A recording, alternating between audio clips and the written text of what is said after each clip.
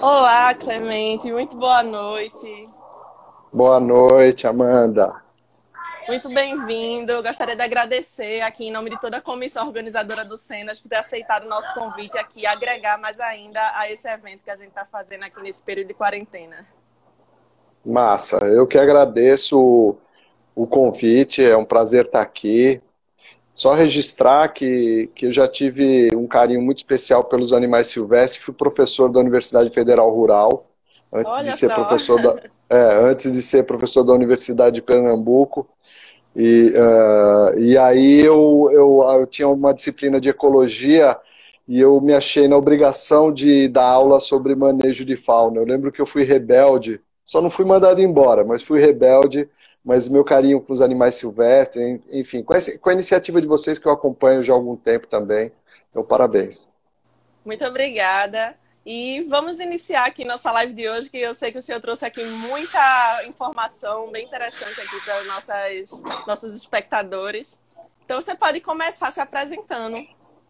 Tá, legal. Bom, me chamo Clemente Coelho Júnior, sou biólogo e oceanógrafo, professor atualmente do Instituto de Ciências Biológicas da Universidade de Pernambuco, mas já fui, como eu falei, já fui da Universidade Federal Rural também. Cofundador e atualmente diretor-presidente do Instituto Bioma Brasil, que é uma entidade sem fins lucrativos, sediada aqui, né, nasceu em 2006, tem gente espalhada aí pelo Brasil, né, mas a ideia do Instituto Bioma Brasil, inicialmente, era tirar um pouco, a gente sair um pouco da academia, porque todos os cofundadores são da academia, e passar a fazer projetos mesmo de educação, extensão, pesquisa, apoiar projetos de pesquisa, enfim, e buscar recursos que não daquelas agências de fomento do governo. Enfim, estamos aí, né? Já há algum tempo com uma história bem grande já. E quem quiser também acompanha a gente aí no nosso canal do Instituto Bioma Brasil. Será um prazer. Aí, gente, já fica o recado para vocês seguirem aí o canal do Bioma Brasil. Seguir aqui no Instagram também, que a gente tá aqui fazendo É, a o live pela página deles também, né? Que tem sempre vocês estão é sempre postando algumas coisas por canal, lá. canal do YouTube, aquela sequência toda, Facebook, a gente está bem atuante nas redes sociais, a gente tem usado muito as redes sociais. Tivemos uma experiência bem legal, sabe, Amanda? Falei nos bastidores para você, mas convido a todos, quem quiser assistir. A gente fez 17 lives com vários especialistas e foi bem legal, bem produtivo. Então, é um momento, né, Amanda?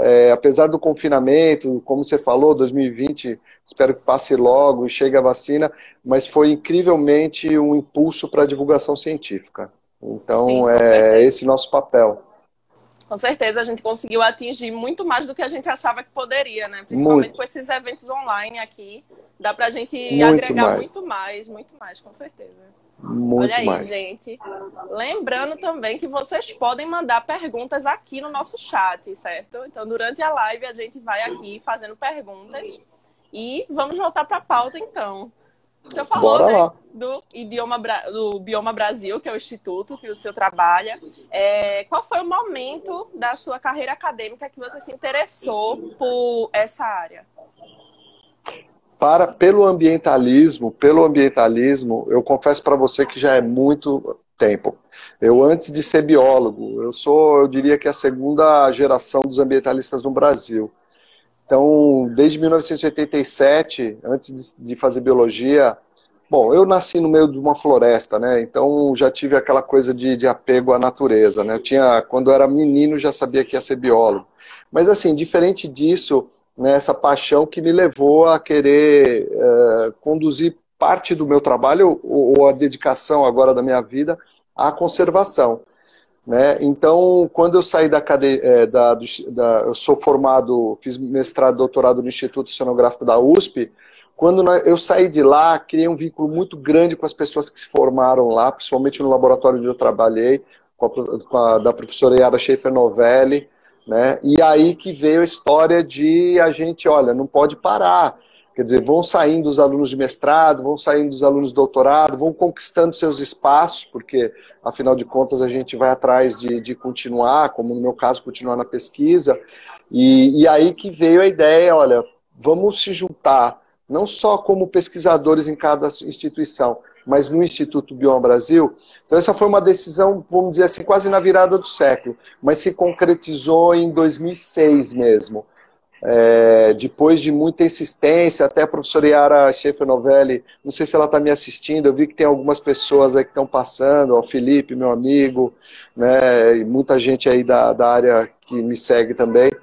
Aí ela era resistente com a questão do ambientalismo e no final, hoje, eu diria que ela é uma das mais atuantes ambientalistas e ativistas no Brasil. Então, foi mais ou menos por aí. Foi uma trajetória que começou de moleque, paixão com a natureza, a biofilia, né? Até virar e se concretizar a minha profissão. Mas não só a minha profissão. Eu acabo hoje atuando muito em termos de criação de políticas públicas, né? A bagagem que eu tive durante todo esse tempo não foi só da academia. Foi também dessa história de atuar politicamente, atuar ativamente, né, no ambientalismo. Muito bom, muito importante. Então, Daniel. Olha aí, o pessoal aqui já tá. Várias pessoas aqui falando no chat. Um beijo, Daniel. Um beijo grande. Então, pode falar um pouquinho sobre o que é o Instituto Bioma Brasil? Você falou, não foi que ele foi fundado em 2006, então já tem aí 14 anos de história, né? Bastante coisa. Então, hoje eu estava conversando com a professora Yara sobre isso. Ela também acordou pro... Bom, não sei se... que eu estou falando da professora Yara como se as pessoas conhecessem ela. Mas a professora Yara é a referência de manguezal no Brasil e no mundo, né? Mas é uma pessoa incrível, uma grande amiga. E hoje eu estava conversando com ela porque a gente passa... Nessa pandemia, praticamente, a gente se fala todo dia muito ativamente por conta de tudo que tem acontecido, esse desmonte da política ambiental no Brasil, esse retrocesso gigante. Então a gente está em muitas frentes, tenho conhecido pessoas incríveis, e hoje eu estava falando muito com a relação da forma como a gente está atuando hoje no Bioma Brasil, né? Então, como eu falei, o Bioma nasceu em 2006, mas o berço dele foi na academia. Inclusive o nome do laboratório, a professora Yara, ela é aposentada, ela está aposentada, mas continua nativa, né? Oi, a bordo do Beagle. Depois eu vou falar de vocês para a Amanda, viu? Josival certamente está por trás do projeto, do a bordo do Beagle. Aí o laboratório se chamava Bioma.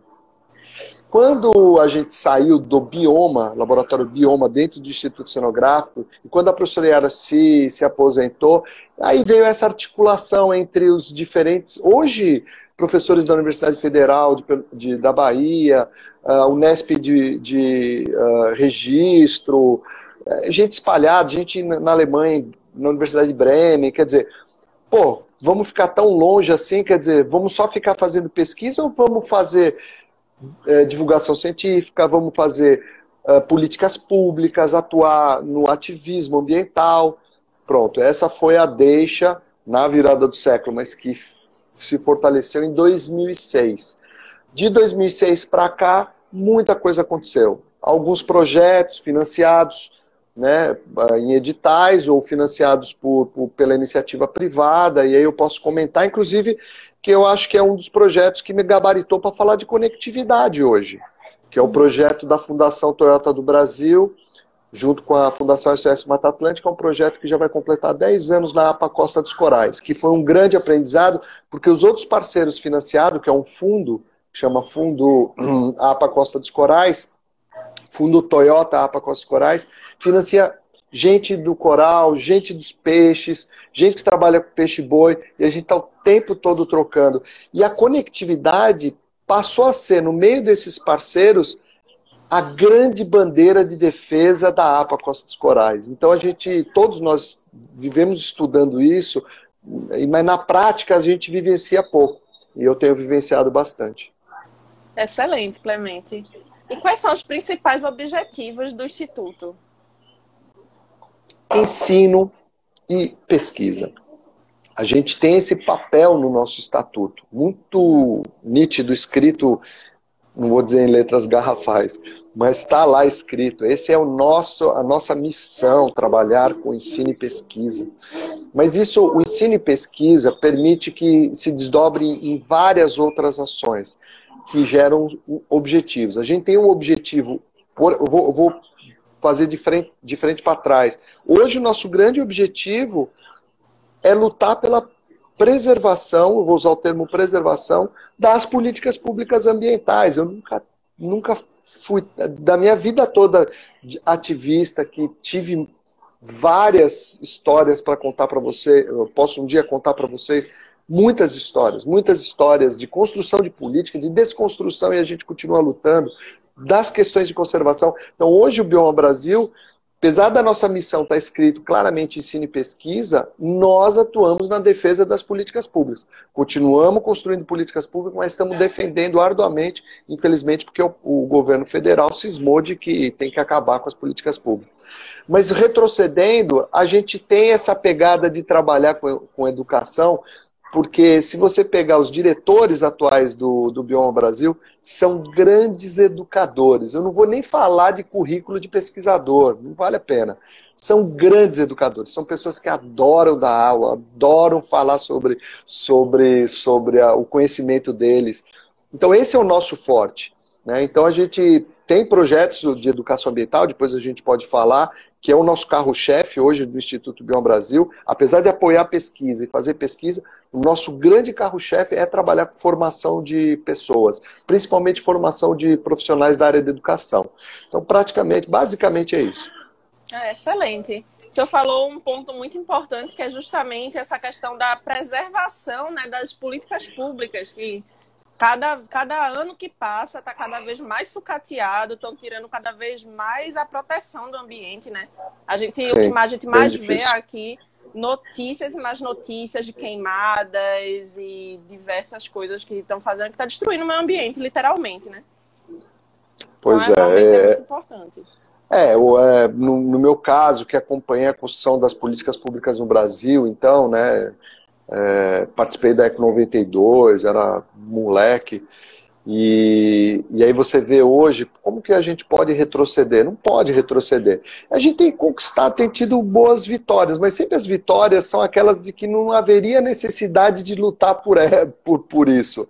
É uma coisa assim, porra, agora vou ter que voltar na década de pós-ditadura para querer lutar, mas é isso que está acontecendo. Mas normal, é cansativo, é árduo, muito espantoprazol no estômago para poder sobreviver, muitos Neosaldina, mas enfim, é o nosso papel. Nosso papel também é esse. Não está escrito no estatuto, mas é esse. Bom, antes da gente passar para a próxima pergunta, vou aqui fazer uma pausa rápida para falar a palavra-chave de hoje, certo? A palavra-chave de hoje, que é para definir, né, quem as pessoas que vão receber o certificado estavam aqui, de fato, assistindo a live. Quer dar as honras de falar a palavra-chave de hoje? Eu vou falar. É um peixe muito gostoso. Aliás, é um grupo de peixes bem saborosos.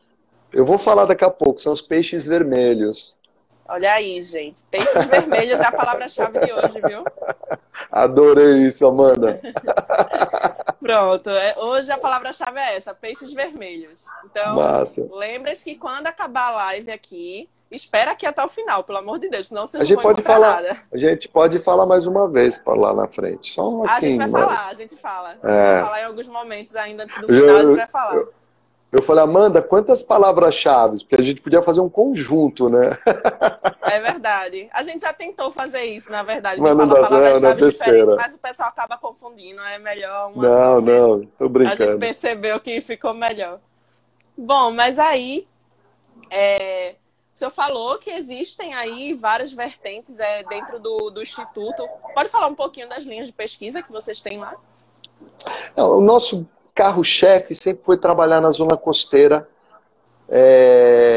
Nosso embrião são os manguezais, né? Então a gente trabalha com os manguezais há muitíssimos anos, né? A professora Yara, como eu falei, foi a pioneira das pesquisas no Brasil com manguezais, e aí Renato de Almeida, Marília Cunha Lignon, Ricardo Palamar Menghini, Guilherme Abuchala, Armando... Bom, aí vai-se embora. Então nós temos muitas linhas de pesquisa, né? Recentemente publicamos um trabalho maravilhoso, tem sido referência no mundo, que é um trabalho exatamente sobre sequestro de carbono, o papel do manguezal como um ecossistema que, dentre os ecossistemas, o que mais aprisiona carbono, sequestra carbono e armazena. Então a gente fez um trabalho maravilhoso, mas tudo coleta de dados mais antigos, quer dizer, com estrutura de floresta, com produtividade primária, com dinâmica de caranguejo. E depois começamos a namorar outros grupos, por exemplo, a gente trabalhou, o Instituto BioBrasil apoiou 2 grandes estudos, na APA, um no Atol das Rocas e outro na APA Costa Corais, um também envolvendo a questão das mudanças climáticas, mas com acidificação, com a Bárbara Pinheiro, hoje está na UFAL, e a outra foi um apoio que nós demos para a PCR, Projeto de Conservação Recifal, do Pedro Pereira, que trabalhou com os corais profundos. Né? Aí a gente dá pitaco, né? Porque são grandes especialistas, a gente não vai querer se meter com eles, mas nós damos pitacos e apoiamos esses grandes projetos. Apoiamos, já acabou, e estamos aí, na verdade, em conversação com outras pessoas, enfim, né? Hoje tem já há algum tempo um namoro grande com os pesquisadores com peixe-boi. Isso foi uma coisa que tem me trazido assim, uma paixão, porque eu sempre fui apaixonado por bichos de floresta, né? Porque eu morei em floresta. Então, assim, aí volta um bicho, um mamífero grande, lindo, maravilhoso, que eu vivencio intensamente. Então, já tem uma negociação, temos um trabalho já que vai ser publicado, tem um que essa semana, coincidentemente, reapareceu, uma grande pesquisadora, a gente conversou, né? Então, são essas linhas, mas, como eu falei, o nosso embrião, a nossa raiz é muito forte, é a raiz de mangue. Aquela raiz, isso daí, então, o manguezal é o nosso carro-chefe. Vamos começar a aprofundar um pouquinho agora isso. Bora. Vamos falar um pouquinho sobre o título da sua palestra, que é justamente a conectividade entre o ambiente terrestre e o ambiente marinho. Pode falar um pouquinho sobre essa conectividade? Bora lá. Inclusive, assim, já fazendo aqui a menção do Josival, do A Bordo do Beagle, sigam o A Bordo do Beagle, é um projeto maravilhoso que nós estamos apoiando, né, com o Josival e Benê. Josival é o roteirista e Benê é a ilustradora, uma cartunista incrível, incrível. E a gente tem feito as tirinhas, vão lá no Instituto BioBrasil e no A Bordo do Beagle, sigam as tirinhas. Hoje o A Bordo do Beagle está ancorado na APA Costa dos Corais, essa foi a grande deixa do Josival. Vamos parar na APA Costa dos Corais. Acho que depois só Deus sabe para onde vai parar o Beagle desses 2 maravilhosos biólogos. Mas Josival está aí, inclusive, porque a próxima tirinha, né, Josival, vai ser sobre conectividade. Coincidência boa, Amanda. Não, foi uma coincidência boa mesmo. Aliás, eu estou devendo para o Josival, mas já estamos um pouco patinando nessa tirinha. O que é conectividade? Tem 2 formas de você pensar conectividade. Aliás, escalas diferentes, né? A escala de... Essa daqui é a futura biólogazinha, ó. Olá! Boa noite. É a Pietra. A Pietra já participou de uma live para falar de ambientalismo e feminismo, né? Foi isso aí. Ai, que massa. E ela já vai participar de um vídeo também recente aí com os budiões. Eu divulgo na internet. A gente já teve palestra de budiões também aqui, viu? A gente teve o projeto Budiões e também a gente trouxe aqui uma pesquisadora, me esqueci o nome dela agora, desculpa, que ela veio falar aqui sobre budiões também. Marina, não é Marina. Peraí, eu vou olhar agorinha qual é o nome dela. O Budiões, somos parceiros dos Budiões. Somos parceiros do projeto Budiões também. Luísa, que trabalhou com os budiões aqui, a gente entrevistou ela aqui. De João, E também a gente trouxe o projeto Budiões para cá. Então, essas lives estão disponíveis aqui no IGTV, viu? Só para falar que nós somos parceiro do projeto Budiões na área de educação, né? A gente está elaborando um guia, vamos formar os professores na região de atuação e vamos fazer uma cartilha aí. Logo, logo vocês vão saber. Bora lá, então. A conectividade, a gente pode pensar em termos de escala, sabe? Uma das coisas que é interessante a gente começar a entender conectividade é olhar para a paisagem. Certo? Quando você olha, hoje com o drone está muito mais fácil, mas no Google Earth, quando saiu o Google Earth, pô, que ferramenta legal, né?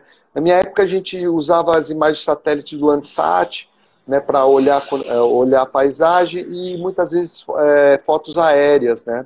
Hoje direto usa o Google Earth e está fácil acessar imagens. Mas o drone ele já dá uma noção do como a paisagem se conecta. Então, puxando um pouco a sardinha, inclusive, para a minha formação, essa conectividade é muito clara quando a gente olha, por exemplo, aqui na nossa região, se quiser pode até colocar, se você conseguir colocar foto, da paisagem, né, da APA Costa dos Corais, onde você vai ver... Aqui. Qual é a foto? As duas de paisagem de drone. Pode uma das duas. Pronto, perfeito. Legal. Você está bem na desembocadura do rio Santo Antônio. Pronto, aqui, ó. Depois eu vou falar da conectividade da Amanda com o Rio Santo Antônio. Então, essa paisagem aqui, quando a gente olha, a gente vê nitidamente uma divisão, uma foto muito feliz do Thiago Rara. Por incrível que pareça, eu estou naquele banco de areia, mas eles não vão enxergar. Aí você vai ver do lado esquerdo o Rio Santo Antônio, mas que tem influência da maré. E do lado direito você vai ver pela coloração, vocês vão ver aí, o mar. O oceano, a APA Costa dos Corais, inclusive algumas manchas que possivelmente representam ambientes coralinos, né, recifes de corais. Então, e bem na frente, aí na franja, né, nessa cabeça que forma aí com esse banco de areia, é manguezal, aí tem uma área urbana. Mas se a gente seguir, né, uma linha ou ir para o lado esquerdo, a gente vai ver, começa a mudar a paisagem, a gente começa a ver morros, ou seja, a gente tem uma planície costeira quaternária de 10 mil anos e morros que são acima dessa idade, podendo até, dependendo da região do Brasil, ser pré-cambriana, né? Como são a formação da Serra do Mar, quando chega muito perto à praia. Então esses ambientes, Mata Atlântica, que é o nosso caso aqui, que tem a feição restinga duna, restinga com interface com o rio, e logo em seguida chega o manguezal, que recebe influência das marés. A restinga, como representa as dunas, que também tem uma ligação com o mar e que é limitada pela entrada das marés. Então a gente vê que a paisagem se conecta e ela é regida por diversas forçantes atmosféricas, oceanográficas, hidrográficas, geológicas, né? Eu acho que eu falei oceanográfica, e aí cada uma dessas forçantes vão criar o que a gente chama de assinatura. Então ela lapida, na escala de milhares de milhões de anos, lapida a paisagem. Aí vamos voltar agora para imaginar como que eu consigo enxergar a conectividade. Na escala... Paisagem? Não, pode, só para ilustrar. Olha que lindo. Mesma situação, só que eu estou olhando já mais direcionado para o oceano, né? É o rio Tatuamunha, bem baixo tem os recintos do peixe-boi, né? Então, quando a gente olha essa imagem aqui, então nessa escala, baixando o drone até ele cair literalmente na vegetação ou no rio, quando a gente vai baixar, a gente muda a escala não só espacial, mas como temporal. O que significa isso? Na escala espacial é 1 para 1. Eu parti para uma escala de 1 para 10 mil, 50 mil, 100 mil, para uma escala 1 para 1, ou seja, aquilo que você toca, aquilo que você vê. Então, nessa escala de 1 para 1, o tempo é biológico, a escala de tempo é biológica, de segundos, minutos, dias, meses e anos, que é exatamente o ciclo de vida das espécies. Então, as espécies estão nesse ambiente, mas recebem influência de energia e matéria, tanto do ambiente terrestre, no caso da bacia hidrográfica, da Restinga, da Mata Atlântica, quanto que do Oceano Atlântico, né? Então essa energia que entra das marés, ou a energia que desce na descarga do rio, ou a energia que drena superficialmente ou pelo lençol freático terrestre via estuário, isso é energia. Então dá essa caracterização. Porém, os bichos e plantas vão responder. E a resposta muitas vezes se dá através de espécies que têm seu ciclo de vida em diferentes ambientes. Que é o que a gente pode depois até, não sei se como que está a sequência, não lembro mais, mas de falar um pouco das espécies que são o peixe vermelho, né? Então vamos falar. Posso falar, Amanda? Pode sim. Já falar dessa... Bom, né? Então a gente tem uma série de espécies. Acho que hoje, conversando com o Cláudio Sampaio, o querido Buia, o grande pesquisador de peixes, né, do Projeto Meros, eu tirando dúvida com ele, né? Porque a gente tudo bem, pesquisador sabe tudo. Mentira, não sabe nada. Então eu peguei e mandei uma mensagem pro Buia, muito daquele, eu sou leigo, Buia. Ele deu risada na minha cara. Eu falei, Buia, será que o mero representa uma espécie que conecta esses ambientes? Estuário, então a bacia do rio, nesse caso aí o rio Tatuamunha, estuário, manguezal, bancos de gramas marinhas, recifes de corais, mar aberto e mar profundo na quebra da plataforma. Ele falou, Clemente, é isso aí. O mero é um representante, ele migra até a região costeira, coloca seus filhotinhos ali. Vê se tem a figurinha aí dos meros. Seria legal botar. Acho que é essa aqui. Essa? Pronto, olha que didático, gente. Ele que me mandou essa figurinha. Então, os meros, eles migram para a região costeira, desovam. Os alevinos migram. Então, ou seja, eles têm a sensibilidade fisicoquímica do ambiente e vão migrando em direção ao estuário até chegar no pé de mangue. Até chegar e se proteger nas raízes de mangue. Só que não é só proteção.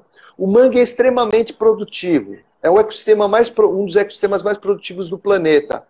1 tonelada de folhas que cai, preste atenção nessa mágica, 1 tonelada de folhas que cai ou sobre o substrato do mangue ou dentro do estuário, levado pelas marés, 300 quilos se transforma em proteína animal.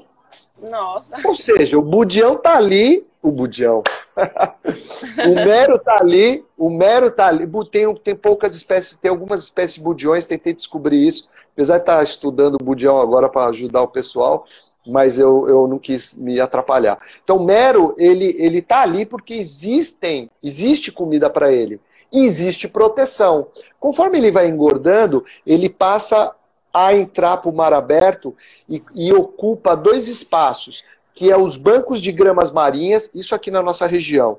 O banco de gramas marinhas, que tem o peixe-boi também, que adora as gramas marinhas, né? Então ali ele encontra mais alimento e alguma proteção, e os corais e principalmente as poças dentro da barreira de coral, dentro dos recifes. Existem poças, cavernas. Então o que acontece? Ele fica ali, engorda mais um pouco, sai comendo os outros bichos, migra para os corais profundos vai embora mar aberto e depois pode ir para a plataforma e descer a plataforma e ficar gigantesco com 200 quilos.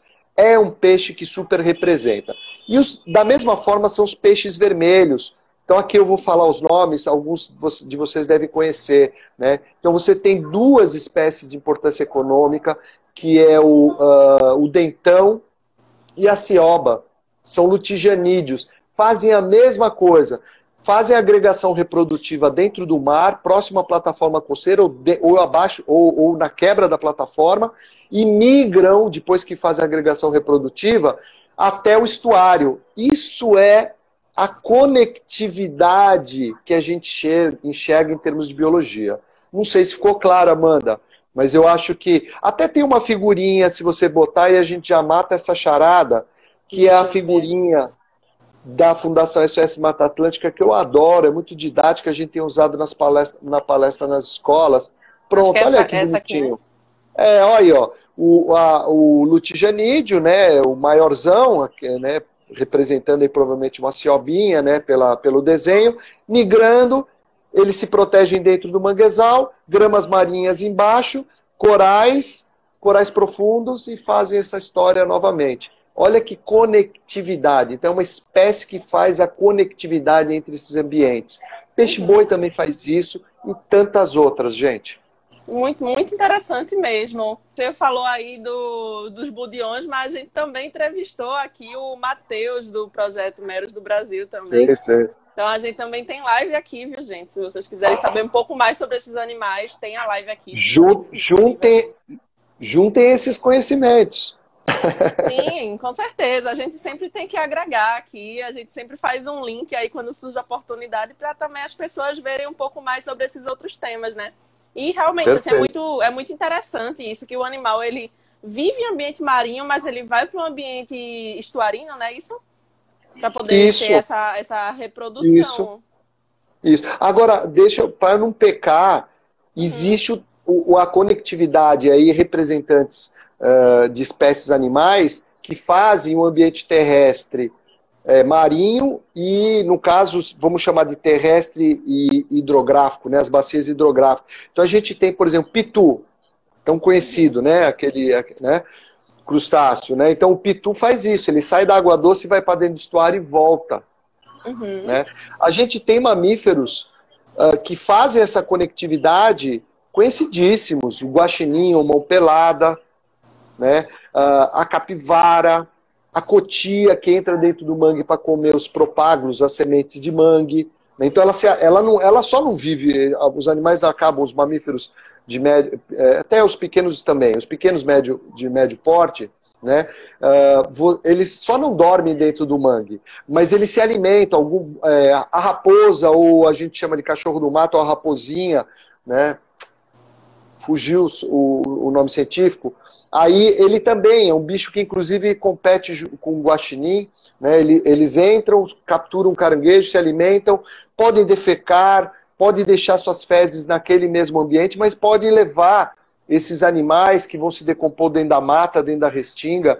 Então, é isso, né? Existe essa conectividade. É que a marinha, ela é muito representativa em função da presença dos corais do número de espécies, que é infinitamente maior, principalmente de invertebrados. Sim. Inclusive, a gente também já teve, eu não vou me recordar agora qual foi a live, mas foi bem no início, quando a gente começou com o Sexta Selvagem. Teve um professor que falou da restinga, se eu não me engano foi o professor Paulo Braga. Se eu estiver errada, me corrijam aí, se alguém lembrar aqui embaixo, que falou um pouquinho da restinga. Então, para vocês verem, gente, é tudo muito interligado. A natureza é toda interligada, né? Tem todos Agora, o... Pode Amanda, falar. é bom fazer um alerta grande aqui, que quando eu falo que hoje a conectividade ela é a grande bandeira de conservação da APA Costa dos Corais, ela tem um significado que infelizmente não muito legal. Porque principalmente quando a gente pensa as bacias hidrográficas, os rios, não somente os rios litorâneos, mas os rios que nascem, por exemplo, muito distante da zona costeira, né? Existem aqui no estado de Pernambuco, a gente tem o próprio Capibaribe, o Rio Una, o Rio Sirinhaém, né? Então esses grandes rios, né, que a gente tem, que nascem muito distante da zona costeira, infelizmente, eles trazem problemas, né? Porque não o rio em si, o rio, pelo amor de Deus, ele é a salvação nossa, é a água. A questão Uhum. são as cidades que crescem ao seu entorno. Então, infelizmente, a carga orgânica, muitas vezes poluição química, dependendo da situação, mas a carga orgânica, né, a poluição química na presença de indústrias, né, e agora a questão dos resíduos, os plásticos. Então, acabam que esses rios lançam um volume muito grande de poluentes para os estuários e acaba levando para o mar, né? A maior fonte de plástico no planeta, não estou dizendo quem produz, ou é claro que quem joga o lixo é a maior fonte. O que eu quero dizer é assim, Uhum. aquilo que descarrega o plástico que infelizmente é lançado de forma até criminosa na natureza, são os rios. Então, quando a gente pontua, não é aquele plástico que a gente vê na praia que um banhista idiota chupou um picolé e jogou. Mas, infelizmente, existem lixões na beira das bacias hidrográficas, na APA Costa dos Corais mesmo. As pessoas usam os rios para jogar seu lixo, isso é impressionante. E esse lixo acaba sendo despejado no oceano. Então, aí vai a história. Aliás, a figurinha de cima, quando a gente olha para a figurinha de cima do planeta, prestar atenção numa coisa que eu queria deixar aqui um recado para vocês. Nós vamos entrar na década do oceano. A gente muitas vezes fala década dos oceanos, porque quando a gente olha, deram o nome: Oceano Índico, Oceano Pacífico, Oceano Atlântico, onde tem as calotas polares. Esses oceanos, na verdade, é um só. Uhum. Não É deveria ter verdade. nomes. Ele geograficamente tem, mas ele é um só. Então, o lixo hoje mostra que lixos lançados no Oceano Índico podem chegar aqui no Brasil.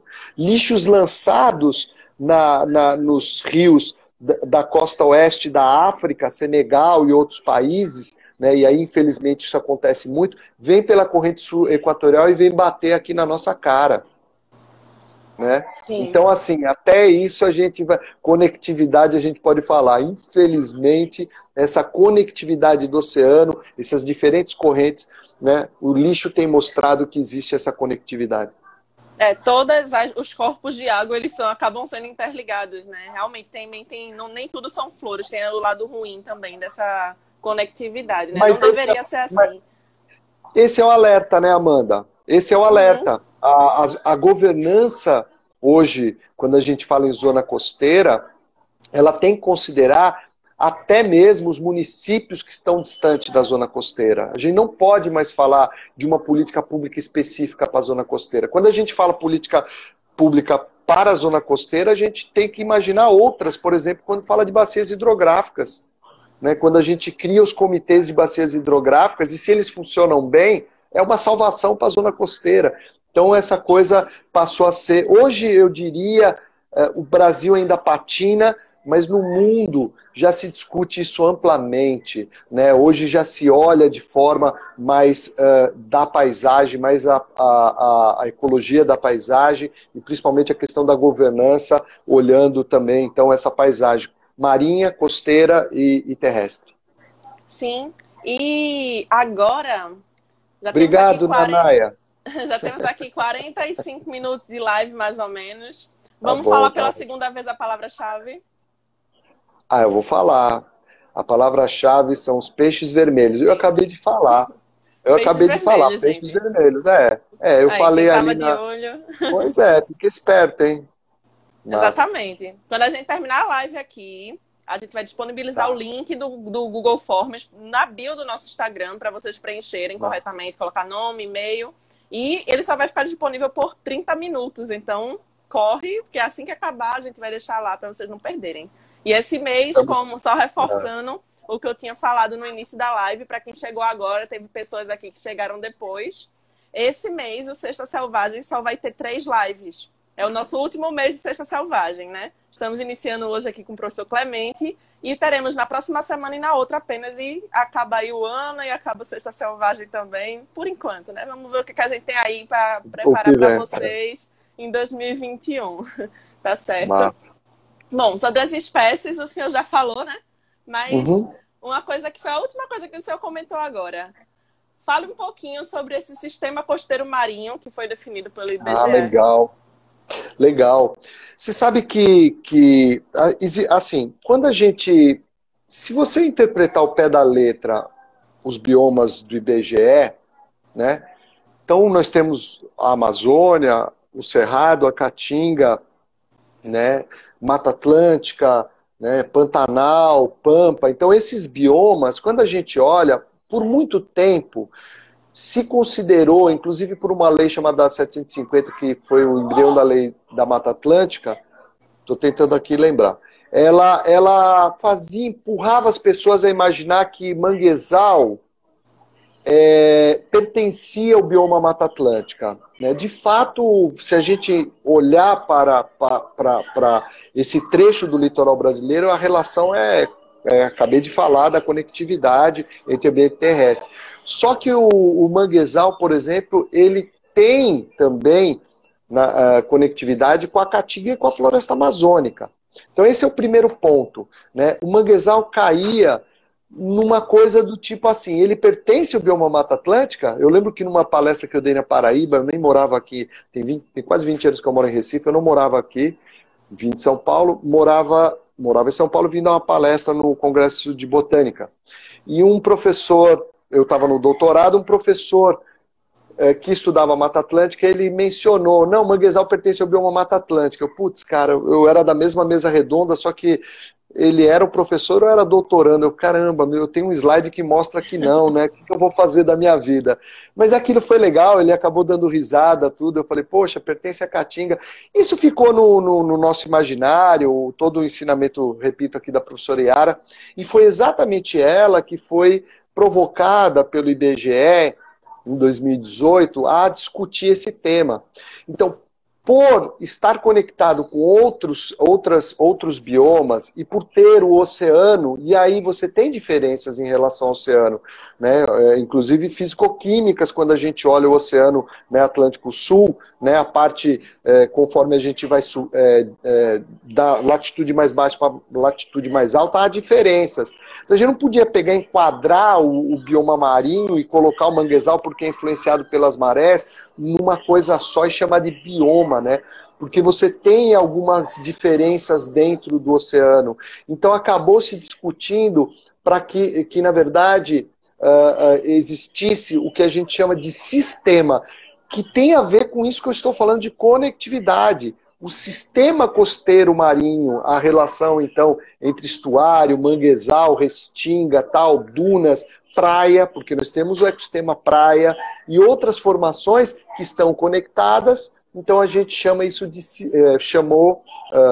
pelo IBGE em 2018, publicação é fácil, colocar lá biomas IBGE 2018, vocês baixam, está lá, sistema costeiro marinho. Então hoje a gente tem os biomas e mais o sistema costeiro marinho.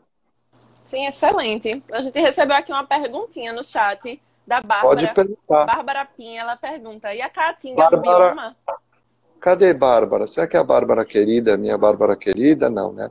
Subiu Vamos pouquinho lá. Aqui, uns 5, 6 comentários abaixo, aqui para cima. Não, não consegui subir aqui. Mas eu não vi ela entrar. Ah, eu vi. Cadê? Oi, Bárbara, é ela mesma. Essa é a Bárbara do Atol das Rocas. Aí, é a minha gente. grande... acabei de falar de você, viu, Bárbara? Qual que é a palavra-chave? Senão você se lascou, você não vai receber o certificado. Viu? Bárbara, sim, é um bioma. Aliás, eu faço o convite, me permita, Amanda. Com certeza. Nós tivemos desde o dia, se não me falha a memória, foi dia 8/10, toda semana a gente fez um webinário, mas não, o Instituto Bioma Brasil apoiou, mas foi feito pelo Instituto de Ciências Biológicas, chamado Qual é o futuro dos biomas brasileiros? Então, Bárbara esteve presente em alguns, assistiu. Lá tem uma palestra maravilhosa do professor Felipe Melo, da UFPE, uma grande referência de caatinga no Brasil, né? Exatamente, né? Ele é um bioma, ele tem as suas características geológicas, atmosféricas, né? Então, períodos secos extremamente prolongados, né? Baixa precipitação, déficit hídrico, né? Então, ele tem uma caracterização e é a savana mais biodiversa do planeta, né? Apesar de se chamar savana, aqui nós chamamos savana, nossa savana é a caatinga, mais biodiversa do planeta. Então, ela tem sim seus limites, ela tem sim, quando a gente pensa na paisagem, um limite de paisagem, e claro que faz interface com outros ecossistemas. Mas sim, Bárbara, obrigado pela deixa, viu, Bárbara, por chamar o pessoal, porque, por exemplo, tivemos uma palestra incrível do professor Carlos Nobre, de Amazônia. Tivemos uma palestra sobre o sistema costeiro marinho da professora Yara Schaefer Novelli. Quem quiser, entra no canal do Instituto de Ciências Biológicas da Universidade de Pernambuco. Amanda, está convidada também para ir lá, está tudo gravado. Tá certo, com certeza. Aí, gente, já sigam lá a página deles para poder acessar essas lives. Com certeza tem muita informação bacana aqui para agregar mais ainda nessa live de hoje. Olha, tem que convidar essa Bárbara, viu? Vocês estão perdendo a chance. A Bárbara o arroba nos comentários. Bárbara Pinheiro é a grande referência dos corais no Brasil, pô. Aí, muito bom. Arrasou. A gente também tem uma live de corais aqui. Gente, a gente tem live de muita coisa aqui, né? Vamos dar uma agregada aí e assistir no resto das lives que a gente tem aqui. Beleza. Maria Clara acabou de colocar sobre qual é o futuro dos biomas. Legal. Obrigado, Maria. Pronto, gente, vocês que coloquem aqui o arroba desse Instagram, é Instituto de Ciências Biológicas da UFPE. Se colocar na pesquisa, colocar Instituto de Ciências Biológicas UPE, acha de primeira. Instituto de Ciências Biológicas UPE. Mas se botar a Universidade de Pernambuco, Instituto de Ciências Biológicas, UPE. Vamos lá, eu vou achar aqui. Mas pode prosseguir. Acho que, pronto, Clarinha, se achar aí, faz um copy-colle aí. Pronto, Clarinha tá no Pronto. computador. Massa, obrigado, Clarinha. Aqui é um canal no YouTube. Pronto, aí, gente, amei. Exatamente. É um canal no Legal. YouTube, pronto. Coloca o nome aqui que você já fica aí para divulgação. Mas aí, é ICB_PE. Excelente. Pronto, perfeito. É, isso aí. Mas pode prosseguir. Aqui teve uma pergunta, não foi? A MC Qual? Eu Quental, não vi. ela disse aqui, né, qual o futuro dos biomas no Brasil? Né? Isso é Ah, no caso, não, isso não. aqui é o título da live. Foi. É o título da live. Foi, Assim. foi. Olha aí, Clarinha, gente. Clarinha sabe qual é o futuro, porque assistiu quase todas as webinários. Olha aí, gente. Já aí deixa para assistir os nossos também, tá? Exatamente, claro. Então, Clemente, quais são os maiores desafios que vocês encontram no dia a dia de trabalho no Instituto? Eu acho que eu acabei comentando a respeito no começo, né? Hoje acho que o maior desafio é esse enfrentamento, sabe? Esse enfrentamento em defesa das políticas públicas, né? Tentar barrar um pouco o retrocesso ambiental. Eu estou falando de hoje, né? O grande desafio hoje tem sido isso, né? Quer dizer, a gente tem que se desdobrar para poder conter um pouco a boiada, né? Então, e tem sido muito cansativo. Então, acaba que consome um tempo muito precioso.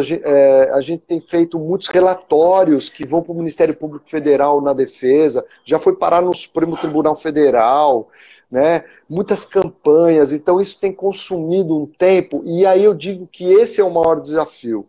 Porque se as coisas estivessem andando bem, certamente a gente estaria produzindo, e como a gente produz muito, né? Enfim, mas esse tem sido o grande desafio. Mas desafios passados têm a ver um pouco com a vida do ambientalismo. Nós somos uma instituição pequena, né? Praticamente virtual, no sentido de que a gente optou por não ter uma sede, mas por ter um endereço fiscal, que nós somos obrigados, mas cada um está no seu laboratório, né, na sua instituição, né, como profissional. Nós somos voluntários, nenhum diretor recebe salário do Instituto Bioma Brasil. Então, assim, a dificuldade de conseguir recurso. Então, a gente passa por altos e baixos, inclusive estamos passando por uma situação baixa. Então, o grande desafio é qual será o próximo projeto, né? Nós temos braços e pernas para executar esse projeto. Quanto de recurso a gente vai colocar no Instituto Bioma Brasil? O nosso sonho seria que esse instituto fosse uma fundação e a gente financiasse você, Amanda, e financiasse mais projetos da Bárbara, continuasse financiando o projeto do A Bordo do Beagle, que foi um apoio do Instituto Bioma Brasil, mas não é fácil, não é fácil. A gente tem nosso custo, apesar de não ter aluguel de sede, nada, a gente tem nosso custo. Então a gente nunca pediu dinheiro, nunca bateu em porta para pedir dinheiro. A gente tenta desenvolver projeto. Isso foi um pouco da disciplina acadêmica. A disciplina acadêmica nos deu essa chance. Mas não é fácil, principalmente na situação econômica. O grande desafio, além desse de ter que ficar barrando a boiada e, enfim, lutando contra o governo, eu uso esse termo, não tenho problema em falar isso, todo mundo já me conhece politicamente, qual é a minha ideologia, como eu trabalho politicamente, mas assim, é essa coisa de ter que se esforçar e correr atrás, que é um trabalho paralelo ao nosso trabalho do dia a dia como professor. Então a gente acaba vinculando, eu por muita sorte, meus projetos no Instituto de Bioma Brasil têm vínculo com o Instituto de Ciências Biológicas. Então eu consigo os estagiários, eu digo, não sei se a Alice passou aí, ela ajuda um projeto da gente que é do Observando os Rios. Quer dizer, então a gente acaba fazendo esse vínculo. O projeto Observando os Rios, aqui do Capibaribe, apoiado pela Fundação SOS Mata Atlântica, hoje ele é um projeto de extensão do ICB-PE, da Universidade de Pernambuco. Então é isso. Quer dizer, tem essa coisa, né? Por sorte a gente tem essa disciplina acadêmica.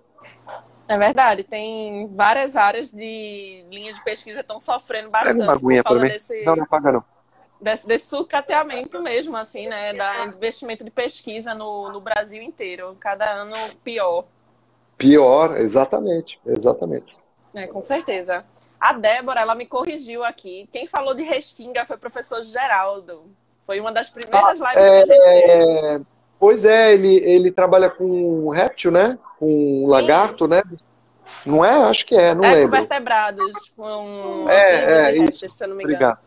É isso. Eu E conheço ele esse Geraldo. falou sobre a Restinga. Então, se vocês tiverem interesse aí. Eu acho que essa live ela não está disponível aqui no Instagram, porque a gente apagou algumas no início. Agora a gente está mantendo. Mas elas estão no YouTube. Agora a gente tem elas no YouTube. Então, mesmo se não tiver Massa, aqui, está lá no YouTube. Então, massa, nenhuma muito bom. delas foi perdida, não. E qual é o momento mais gratificante no dia a dia de trabalho?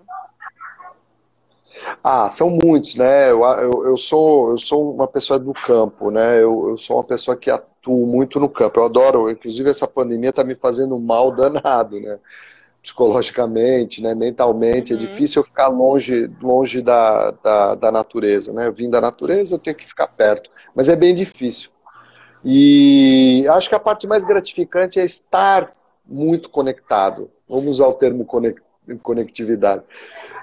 Muito conectado com a natureza. A gente, apesar de a situação hoje empurrar a gente para um ativismo de sofá, eu lembro o Mário Mantovani da Fundação SOS Mata Atlântica, que foi até um palestrante nosso do webinário, ele comenta sobre isso, fala, o momento é esse, né? Antes a gente criticava, né, sobre como que era o ativismo, a gente tinha que sair para a rua, mas no momento não pode sair para a rua, então a gente faz ativismo de sofá.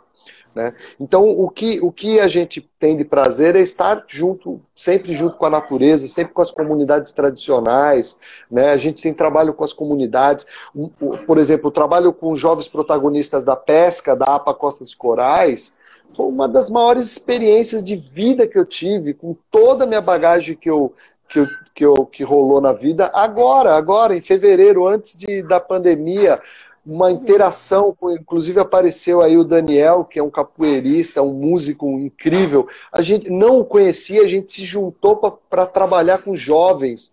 Imagina, um cientista e um capoeirista que toca coco. Né? Na verdade, ele toca, faz né, composição com coco e toca coco, e coco é tradicional de Alagoas. A gente juntou. Putz, foram 2 dias incríveis com jovens, filhos de pescadores da comunidade de Barra de Santo Antônio, naquela região da primeira foto lá de paisagem. Esse é o prazer. Você sai de lá, não recebi um centavo e nem quero, mas sair da minha casa para poder ensinar jovens e aprender, porque a carga de informação, o conhecimento ancestral dessa molecada é algo não tem preço, não é livro que vai te Vou até levar, colocar não a é foto só aqui de novo. Pronto. esse lugar é muito precioso. Infelizmente ele sofreu um impacto com alguma coisa que ainda está sendo investigada, morreram muitos peixes nessa região recentemente. Então nessa região aí, que tem uma aptidão turística, vem crescendo o turismo, mas ela é de uma comunidade de pescadores. Uhum. Então, essa comunidade, Bárbara participou também, essa Rodrigo colocou aí, canta aí, seu Clemente, porque essa oficina com jovens e com os filhos do mestre Verdelino e mais Daniel, do Coco, Ginga, eles fizeram uma música para mim, eles fizeram um coco para mim, aí putz, grila, aí me mandaram e eu só fazia chorar, né? Como que eu mereço uma música, né? Aí pode Então, cantar assim, pra gente aqui também, pra gente não conhecer. vou cantar, não. Mas o refrão, coloca aí o refrão, Clemente me responda, é o refrão, Clemente me responda, aí assim, fala sobre a natureza, sobre o estuário, sobre o manguezal e a pesca, e foi uma atividade que eles tiraram de ideia de que nós estávamos fazendo estudo e fazia depois a oficina de música. Então eles tinham que criar música e foi muito, muito incrível. E aí eles botaram, quer dizer, o professor Clemente ensinando mangue, então eles falavam sobre o mangue com o conhecimento deles e depois o refrão era esse. Olha quem está aí, Ai, quem Claudinha. quiser, vocês aí que estão aí Não, pedindo para. muito pra ele cantar, gente, No Não, final não. aqui eu convido vocês a entrarem ao vivo aqui e cantarem para. Pois é, não é? Chamar o é que o Daniel acho que saiu, mas ele ia dar risada, ele ia contar. Essa história foi Vai. incrível, foi muito bonita. No final a gente faz isso. Ele entra aqui Eu ao vivo e prometo, canta a música. não, eu prometo pedir para que eles gravem. Eu tenho uma gravação, vou ver se eu acho, mas eu peço para eles, aí eu jogo no Instagram e marco vocês todos. É linda a música. Ai, É ótimo. linda a música porque fala de Clemente. Muito bom. Cultura, isso aí, cultura. Um comentário aqui, só para complementar, né? Eu não sei como é que se fala aqui o teu Instagram, me desculpe, mas é Alpshade, eu acho. Comentou aqui, convencer políticos de conservar a natureza, que é bom para eles, é surreal, né? Realmente, gente. Muito difícil. Muito difícil. Muito difícil. Claro que existem bons políticos, isso eu não discuto. A gente não pode também generalizar. Inclusive em Brasília, graças a alguns políticos, a gente tem salvado, tem ajudado muito, né? Não vou ficar citando aqui os nomes, mas eles estão aí para quem quiser. Agora, existem os maus políticos, né? Então, o que a gente percebe, sempre o poder econômico influenciam, né, esses políticos, né? Eles colocam principalmente essa questão econômica sempre na frente da questão ambiental, é muito, inclusive no discurso, né? Mas eu tenho tirando o atual governo, que realmente é um desastre, eu diria que hoje o meio ambiente passou a ser um pouco melhor no discurso político, inclusive nas campanhas políticas. Eu fico muito feliz de ver propostas de governo, por exemplo, na campanha aqui do Recife, dos candidatos na área ambiental. Para a eleição de presidente em 2018, eu fiz uma atividade com meus alunos comparando os projetos com tabelas, mudanças climáticas, o que eles dizem, conservação da biodiversidade, resíduo sólido. Pô, você tinha nitidamente, inclusive saiu na imprensa 2 ou 3 matrizes parecidas.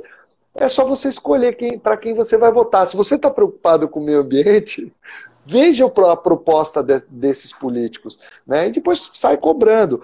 Eu sempre, todos os políticos que eu voto ou interajo, eu sou um cara que cobra. Eu sou meio chatinho com eles, viu? Mas tem que ser, né? Políticos. Claro, tem que ser. Tem que ser, justamente, gente. E agora acabou de passar as eleições, né, desse ano. Mas uma coisa que as pessoas não fazem é isso que o professor acabou de falar. Gente, votem consciente, pelo amor de Deus. Se tem um político prometendo algo, vá ver a proposta dele, compare com outros políticos e vote, não porque a galera está querendo votar para tirar alguém. Tem que ter voto consciente. Tem que ter voto consciente. E eu acho que a bandeira de meio ambiente é uma bandeira interessante. Porque, assim, quando você fala de prefeito, candidatos à prefeitura, ao governo, né, ou presidente, né, a gente vê as plataformas políticas, a gente vê os programas, né? Mas quando a gente fala de vereadores, deputados estaduais, federais, existem aqueles da bancada ambientalista. Sim, existe. Não recebem muitos votos, são poucos, mas são importantes. Se você defende a causa, né, por que não votar num político ambientalista que tem essa bandeira? Da mesma forma, como se vota... Oi, Pipo, Felipe, meu grande amigo. Como que se eu for votar, por exemplo, numa bandeira a questão da saúde, a gente tem opção, gente, pelo amor de Deus, temos opções, a gente só não pode fazer besteira. Mas justamente por causa desse desconhecimento, né, que as pessoas não têm esse costume mesmo de sair comparando e votar porque realmente esse político me representa, as pessoas acabam indo porque todo mundo está votando naquele, eu vou lá e voto naquele também. Ah, porque eu quero tirar político X, vou votar em qualquer um. Não pode fazer isso, né, minha gente? E Amanda... Aí acaba ficando com pouco voto mesmo, é uma consequência. Não falta... E outra, tem partidos que não têm recurso. Nós vimos campanhas aqui em Recife sem recurso nenhum, explorando a internet, que eu achei legal. Não gasta dinheiro público, enfim.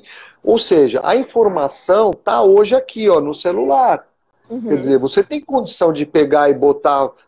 Pô, deixa eu ver esse discurso, se ele defende mesmo. Qual é o currículo dele como político? Qual é o passado político dele? né? Então, às vezes, não necessariamente existem boas candidaturas que não tiveram passado político no sentido de ter sido eleito para algum cargo, mas assim, de ter uma bandeira e pode se transformar em bons políticos. A gente vê muito isso. Então, a internet é a melhor coisa. Qual o currículo dessa pessoa? Quem é essa pessoa? Né? Qual é o passado dele? Né? Qual é o passado dessa pessoa? E vamos embora, é isso aí. Exatamente. Aí esse ano não dá para a gente fazer mais nada, mas 2022, né, já tem aí eleição de novo. Vamos usar essa dica aí para a gente poder eleger as pessoas que de fato vão fazer algo pelo país da gente, né? Para o nosso futuro. Com certeza. Mas então, professor, em relação a objetivos sobre o projeto, o Instituto Bioma Brasil, o que vocês já conquistaram até hoje e o que vocês ainda pretendem conquistar? O que é que tem aí nos planos futuros do Instituto? Eu acho que a gente nunca se projetou, se planejou para ser alguma coisa muito grande além do que a grandeza do nosso conhecimento. A gente nunca foi ambicioso. O nosso maior patrimônio é o nosso conhecimento. Pode ter certeza. As pessoas que estão acompanhando, alguns conhecem o trabalho do Instituto Bioma Brasil, tem sido esse. Nosso maior patrimônio é esse. Não adianta eu botar, sei lá, chegar e falar qual é o patrimônio. Tem um carro, tem um computador, tem não sei o quê, tem uma sede que eu comprei, né? Se você, né, não é fiel e ético na hora de executar, né, os seus objetivos. Então, eu diria que assim, a gente não ambiciona novos objetivos ou algo maior. A gente tem essa coisa de querer trabalhar o conhecimento, e agora foi uma oportunidade incrível, apesar da nossa história ser longa, mas foi uma oportunidade incrível de divulgação científica. Eu acho que, nesse sentido, assim, se a gente pensar qual foi a maior conquista, hoje a gente tem, vou falar, depois a gente pode se estender, mas assim, hoje nós temos 600 professores formados de rede pública no Brasil. São 600 professores que fizeram um curso de formação. Professor Rodrigo, Biologia, aí, ó, ele foi um professor formado e hoje ele é um formador. Ele é um dos... ele e Laís Muniz, somos 3 pessoas dentro do projeto, aqui na APA, mas tem o professor Renato na Bahia, né, professor Yara e Ricardo em São Paulo, formando professores da rede pública. A gente traz um material riquíssimo, riquíssimo, faz um curso de formação, esse material ele é curricularizado, ele serve como material, né, um livro de 250 páginas, ele não é vendido e nem doado, ele só ganha o professor que se forma. Né? Então, o que acontece? E entra dentro do município, claro, vai para a biblioteca da Secretaria de Educação e do município, numa biblioteca dentro do município. Então, ele é possível o município curricularizar a ciência, curricularizar a questão ambiental.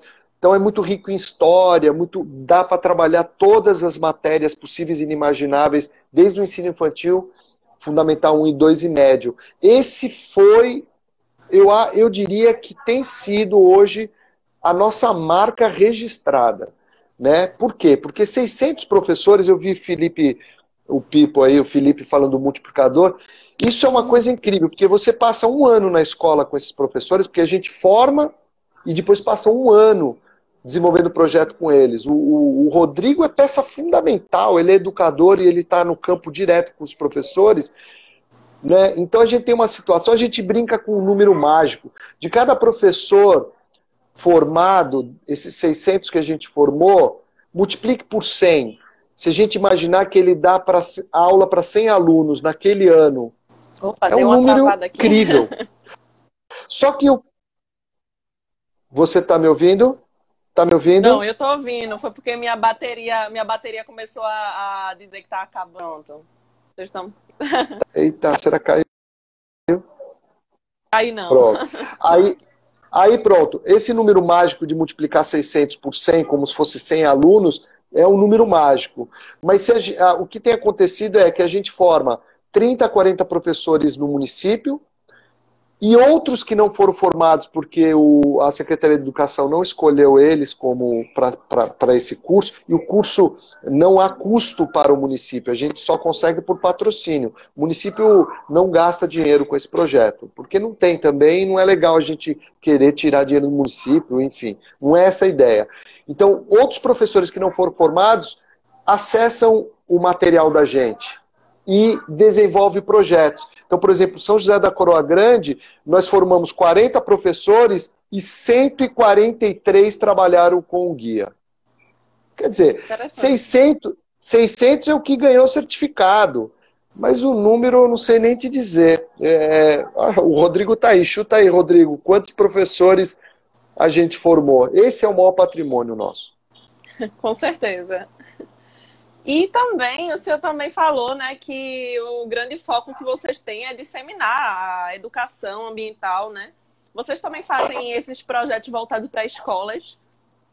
Exatamente, é um projeto, Armando, grande Armando, nosso colaborador no Instituto Biom Brasil, um cientista de ecologia histórica, maravilhoso, fez uma live incrível comigo.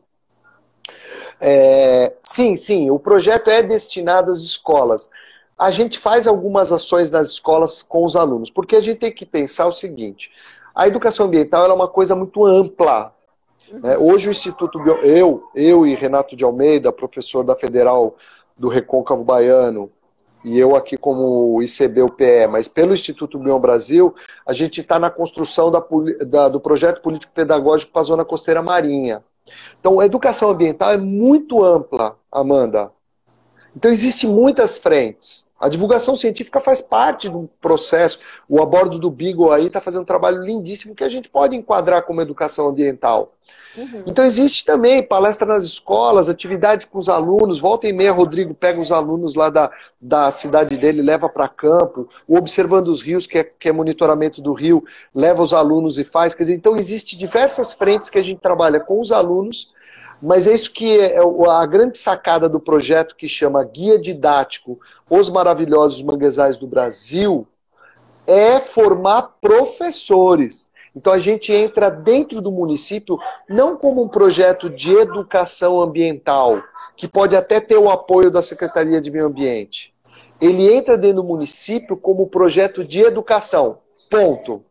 E não educação ambiental. Então ele ganha uma magnitude. E a gente só entra através da Secretaria de Educação. A gente não entra através da Secretaria de Meio Ambiente. A Secretaria de Educação aceita o projeto e desenvolve o projeto. Passa aquilo ser o projeto pedagógico anual deles. Então, poxa vida, muitas atividades a gente participa com os alunos. Rodrigo tem uma infinidade de trabalho junto com as escolas, porque às vezes os professores têm dificuldade em desenvolver as atividades. Aí Rodrigo vai lá, ajuda os professores. Ele é incrível com as crianças. Então, faz um movimento com as crianças, né? Mas também, a gente volta e meia... Amanda, você acredita que eu adoro dar palestra para criança? Volta e meia que eu estou dando nas escolas aqui em Recife, eu amo. Porque minha formação no início, eu ganhei dinheiro, inclusive, para poder me sustentar na faculdade, dando palestra para criança. Levando as crianças para o jardim zoológico, para o jardim botânico. É um baita de uma coisa legal. Mas a educação ela é muito amarrada, ela tem que ser curricularizada, ela tem que ter um contexto, ela tem que ser trabalhada em sala de aula. Então, é mais ou menos por isso. A nossa bagagem nos ensinou que é possível trabalhar educação ambiental dentro da escola, dentro da sala de aula e que influencia a comunidade escolar. Com certeza, excelente. Quais foram as maiores mudanças que vocês tiveram no dia a dia de trabalho agora durante a pandemia?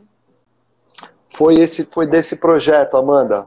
Foi desse projeto. Vocês não podiam mais ir, né? Vou falar aqui, né, pense na lapada que a gente levou. Né? Todos nós, gente, todos nós. Vocês também, Amanda. Certamente o laboratório onde você está vinculada, tem que discutir, né? Nós não pudemos fazer... a APA Costa dos Corais fechou, não podia fazer pesquisa. A gente não pôde ir para campo, a gente não podia ir para campo. O Observando os Rios que é o projeto de apoio com a Fundação SOS Mata Atlântica, é um projeto que envolve 253 instituições no Brasil, nós somos uma delas só, né? E temos o monitoramento do Rio Manguaba e o do Rio Capibaribe em 2 pontos. O Rio Manguaba é litoral norte de Alagoas, dentro da APA Costa Corais. O responsável é o Rodrigo. E ajudamos outros. Aí o que acontece? Quando a APA fechou, não podia se fazer pesquisa.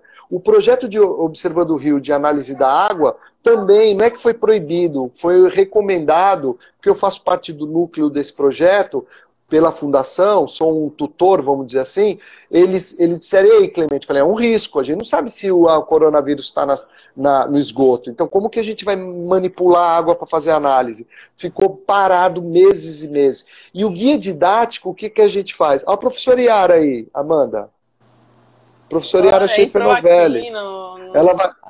Ela vai me puxar a orelha porque eu não falei que eu ia falar com vocês, né, Yara?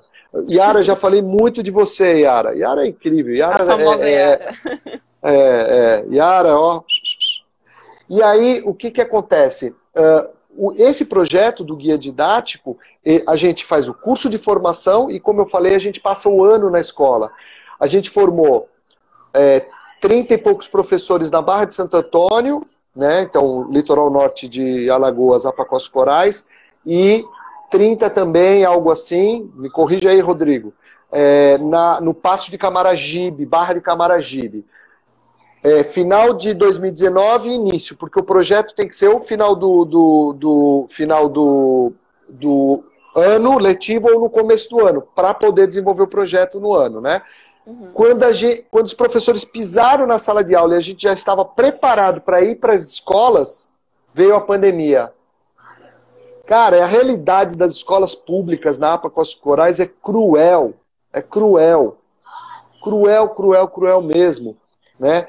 Eles não têm, as aulas remotas são infelizmente precárias, uma ou outra situação, e professores, repito aqui como o Rodrigo, que se empenham arduamente em fazer lives, desenvolver... Eu mesmo dei palestra para as escolas dele, né, da onde ele dá aula, então foi uma dificuldade grande. Consegui dar uma palestra para 76 professores em São José da Coroa Grande. Agora, esses 2 municípios não tiveram sequer aula. A gente não conseguia se aproximar dos professores, mas a gente divulgou muitas lives, muitas coisas que a gente fez, mas não sei se eles assistiram, né, se eles acompanharam. Agora, não foram para a sala de aula, não desenvolveram seus projetos. Foi algo impactante. Nós temos conversado muito com a Fundação Toyota e SOS Mata Atlântica sobre isso. Vindo a vacina, a gente quer continuar o projeto para 2021, mas nós vamos ter como se fosse fazer uma recapacitação. Porque imagina, você pegar um professor que há 1 ano atrás você formou e falar, vamos desenvolver um projeto com aquilo que eu te ensinei, não vai ser fácil. Tem sido... A gente está matutando como vai ser. Foi a maior impacto que o IBB recebeu em termos de pandemia. Sim, com certeza. E fora que isso aí que o senhor comentou das escolas públicas mesmo, né? A gente que tem condições de ter um celular com internet boa ou um computador para trabalhar, deu para a gente desenrolar, né? Algumas pessoas com mais dificuldades do que outras, até porque cada pessoa... você trabalhar dentro de casa é completamente diferente de você trabalhar num laboratório, num escritório, ou então em campo também, né? Mas essas crianças que Amanda, não têm condições, gente. E Amanda, são muitas atividades. O guia, por exemplo, tem 47 atividades muito fáceis de serem replicadas, mas muito fáceis mesmo. A ideia do guia foi essa, quando a gente escreveu. Era fazer atividades na qual o professor de rede pública, de municípios pequenos, pudesse fazer laboratórios, sem exigir equipamentos sofisticados. Então, o que acontece? Bastante difícil a gente imaginar algumas atividades a gente tem que fazer remotamente. Eu acho que daria, mas tirar a possibilidade do menino ir para campo e fazer uma atividade... São filhos de pescadores que poderiam ir até o mangue e lá fazer uma atividade que está previsto no guia. Isso não tem como recuperar. Quer dizer, é muito complicado. E a gente sabe que a natureza é o maior laboratório vivo. Como diz, a natureza é minha escola. na verdade, esses meninos perdem essa história, perdem a chance de ter seu laboratório, que muitos dos municípios é o único que há na natureza. Os professores, infelizmente, não... E, claro, tem que ficar na pandemia, estão isolados e tem que ser assim. Né? Eu sou bem contra voltar às aulas, mas, enfim, depois a gente conversa sobre isso. Mas é isso. Então, as crianças, eu chamo de crianças, me perdoe, porque minha idade é muitas vezes maior do que os alunos de ensino fundamental e médio, mas esses jovens, essas crianças, estão perdendo mesmo. Eu vou falar uma coisa meio cruel. É um ano perdido. É um ano perdido para a educação brasileira. Principalmente para o ensino médio fundamental da população mais pobre, com certeza sofreu muito mais e continua sofrendo, né? É uma das coisas que até nas universidades mesmo, né? Universidade pública, como Universidade Federal, Universidade Rural, UPE também. Também tem pessoas de diversas classes financeiras, né? Então, as pessoas mais carentes também têm dificuldade de acessar a internet, ter uma internet de qualidade, um computador só seu para trabalhar. Muitas vezes até tem gente que divide, né, com outras pessoas dentro de casa, ou então tem que usar somente 4G. Então, essas pessoas também estão prejudicadas, né? A gente está se adaptando. Você sabe que os professores também, viu? A gente não pode esquecer, cara. Os professores não têm condições. Mesmo das universidades públicas aqui, eu vi professores tendo dificuldade na UPE, de acesso mais ou menos, em função de, às vezes, o pacote de dados era pequeno. Eu mesmo tive que instalar um baita de um pacote de uma internet muito melhor, de banda melhor, para poder, inclusive, trabalhar as lives e as outras coisas, mas tem uma coisa positiva, quer dizer, os professores tiveram que enfrentar essa pandemia e se reinventar. Isso foi interessantíssimo. Essa reinvenção de você falar assim, poxa, agora eu tenho que usar a plataforma tal, agora eu vou fazer isso, aquilo, outro, vou explorar o Google naquele contexto maior, não estou fazendo propaganda para o Google, pelo amor de Deus, mas assim, vou botar uma classe virtual, vou fazer isso, vou fazer aquilo, vou ter que aplicar as atividades virtualmente, e eu tenho as reuniões na universidade, têm sido muito legais. Os professores manifestam o quanto eles estão ganhando com isso, gente. Então, assim, existe o lado ruim. Realmente, nós perdemos quase um semestre inteiro, fomos retomar só esse semestre, mas assim, muita gente está saindo assim, sabida, um pouco mais sabida. Com certeza, a grande maioria dos professores não tinha conhecimento de plataforma EAD, né? Teve que ocorrer Exatamente. Vocês tiveram que estudar para poder saber, porque é completamente diferente uma aula online para uma aula presencial. Então, tem que ter a formação Teve situação, a professora Yara mesmo, eu lembro que eu falava, Yara, fica num lugar mais iluminado, né, quando você for dar... Porque ela acabamos o tempo todo a gente dando entrevista, sendo requisitado em várias... Eu tinha semana que eu tinha 3, 4 webinars, lives. Então a professora Yara mesmo, ela falava assim, né, muito legal, porque eu falava assim, a gente ficava, olha, tem que ter mais luz, tem que melhorar o som, fico na frente da janela ou boto uma luz? Por exemplo, eu estou num lugar péssimo, mas é o que eu tenho. Então, assim, a gente ficava preocupado na tecnologia, eu vou precisar de um celular melhor? Comprei um celular melhor. Vou precisar de um celular melhor? Então, teve uma reinvençãozinha, né? Mas, assim, para quem tem condição, quer dizer, a maioria dos professores, eu acho que foi uma crueldade, sabe? Uma crueldade de os governos, poucos governos assistiram os professores da rede pública. Sim, com certeza. Bom, professor, temos aqui quase 1h30 de live. Foi maravilhoso. Antes da gente falar aqui, vamos fazer mais uma última pergunta, mas antes disso, bora falar pela última vez a palavra-chave. Eu gosto dessa palavra-chave. Depende, se você for assar essa palavra-chave, você põe papel alumínio, bota os temperos e bota no forno, tá? São os peixes vermelhos. Ai, gente, peixes vermelhos. A última vez que essa palavra-chave foi falada, viu? Muito bom. Dicas de culinária aqui também. Boa. Pronto, gente. Assim que a gente terminar a live aqui, vocês vão lá na bio do nosso Instagram para preencher o formulário com a palavra-chave e os dados de vocês, tá certo? Mas pra gente aqui encerrar essa live de hoje, vou juntar 2 perguntinhas, que eu queria que o senhor falasse um momento memorável que o senhor vivenciou durante todos esses anos aí de Bioma Brasil E também uma deixa aí para quem quiser participar do Instituto, colaborar de alguma forma, como que podem ser feitos.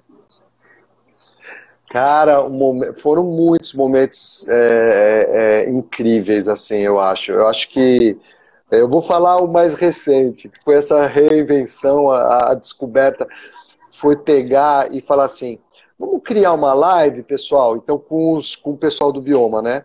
Eu vou falar essa porque foi uma coisa que aconteceu que eu ri muito, né?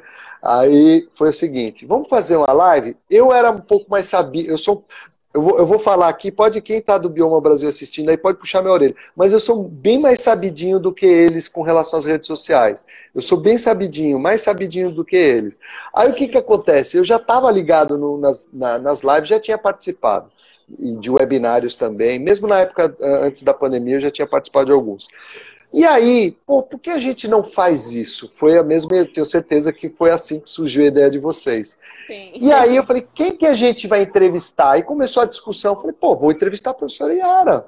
É uma mulher, uma referência, né? E a primeira live vai ser com a professora Yara. E quem disse que na hora a gente sabia fazer a live? Eita. Aí o que aconteceu? A grande coisa que foi assim incrível foi que na hora não deu certo, na hora de ligar, e fiquei todo enrolado. A professora Yara, ela teve que fazer uma conta no Instagram, ela teve que buscar como fazer. Daqui a pouco aparece eu e ela, não deu certo. Onde eu estou aqui, tá legal, mas na época eu estava com uma internet ruim, eu tive que ir para um outro lugar. Então começou a falhar, eu tive que pegar o celular na mão e sair correndo com ele na mão, isso ao vivo. Então eu saí correndo na mão e sentei. Quando eu sentei na poltrona, aparece a professora Yara, que aí conseguiu se conectar, sentando na poltrona na casa dela. Olha, esse momento, ele é marcante. Por isso que eu digo assim, que foi uma apoteose. Porque a gente começou a live gargalhando, mas assim, rindo. Mas ao mesmo tempo era uma risada de tipo, caramba, conquistamos as redes sociais. Vamos ensinar esse povo. Então, a apoteose da nossa vida tem sido essa de passar, fazer divulgação científica.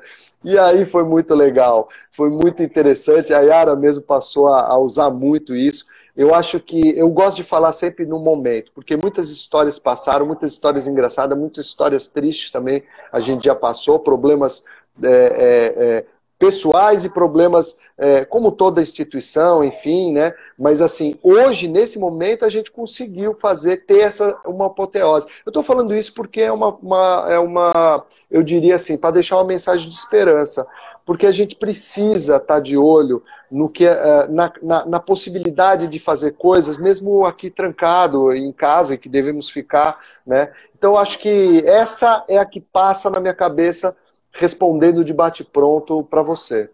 A professora Yara até comentou aqui, meu celular estava colado na janela com band-aid. Gente, eu toquei. Eu também aqui, ó, a gambiarra eu faço aqui, eu tô com o celular também apoiado no copo.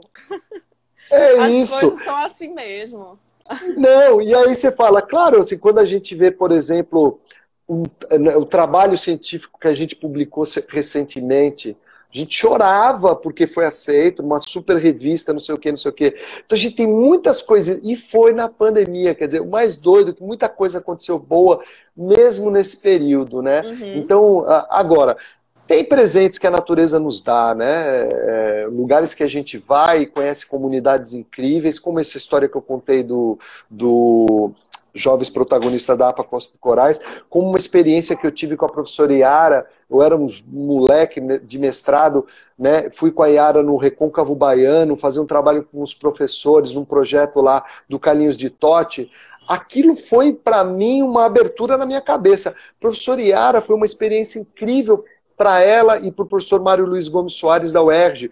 A gente saiu para conhecer uma região, trabalhou com a comunidade, estudou, fez um estudo de caso de um aparecimento de uma nova espécie na região e ao mesmo tempo trabalhou com os professores da rede pública, né? Interagiu com a comunidade, trabalhou com os professores da rede pública, fez um estudo científico. Então tem muitas historinhas, a gente já brincou, Amanda, de um dia a gente ter que contar essas histórias. Ou, por exemplo, quando a primeira vez que eu vi o peixe-boi, quando eu fui convidado pelo Bioma Brasil, né? Ou o Bioma Brasil foi Ah, convidado deixa eu até para... botar uma foto do peixe-boi aqui, enquanto o senhor fala sobre isso. Pronto. Olha a Marceirota, Marceirota da Fundação SS Mata Atlântica. Pronto, esses fofos aí, que presente que a gente ganhou. Que presente que a gente ganhou no Instituto Bioma Brasil. Acho que jamais a gente imaginou a afinidade que tem o Instituto Bioma Brasil com essa espécie.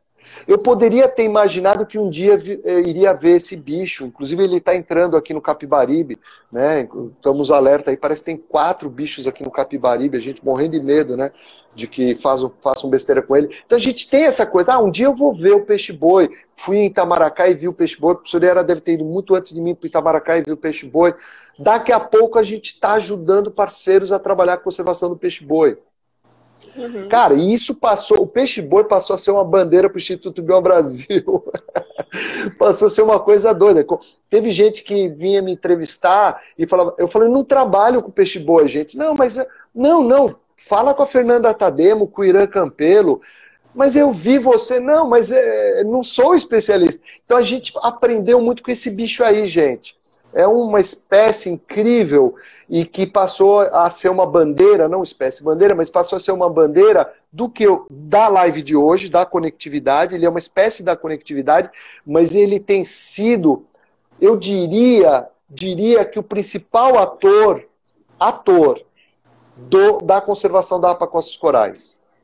Ele é o principal ator da conservação da APA Costas Corais. Tá aí, ó, outro presente que nós ganhamos na nossa história. É muito interessante, é muito bonitinho o peixe-boi, olha a carinha dele, gente. Essa foto é minha.